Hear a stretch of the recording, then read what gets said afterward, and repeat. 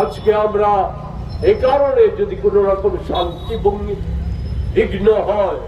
আমাদের তরফ থেকে না হোক, দেশে আজকাল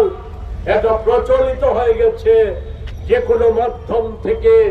যে কোনো ভাবে কংগ্রেসকে জনসমক্ষে হেয় প্রতিপন্ন করার জন্য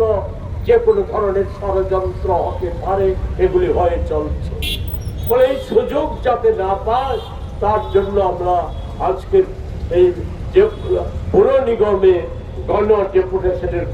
কর্মসূচি স্থগিত করেছি। কিন্তু আপনারা শুরুতেই শুনেছেন এবং সকলেই অবগত হয়ে গেছে, পৃথিবীতে এই সময় একটা ভয়ঙ্কর বর্বর দানবীয় যুদ্ধের নামে একটা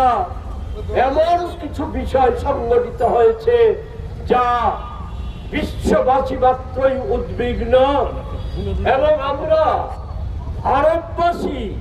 বিশেষ করে আমরা গভীরভাবে উদ্বিগ্ন। কেননা এই ক্ষেত্রে আমরা লক্ষ্য করছি বিগত প্রায় 1 দশকের বেশি সময় যাবৎ আমরা যেমন দেখে আসছিলাম আমাদের দেশের সরকার এবং প্রধানত আমাদের দেশের প্রধানমন্ত্রী আমাদের পূর্বতন স্বাধীন দেশের সরকারগুলির যে নীতি এবং প্রধানমন্ত্রীদের যে ধরনের দৃঢ়তা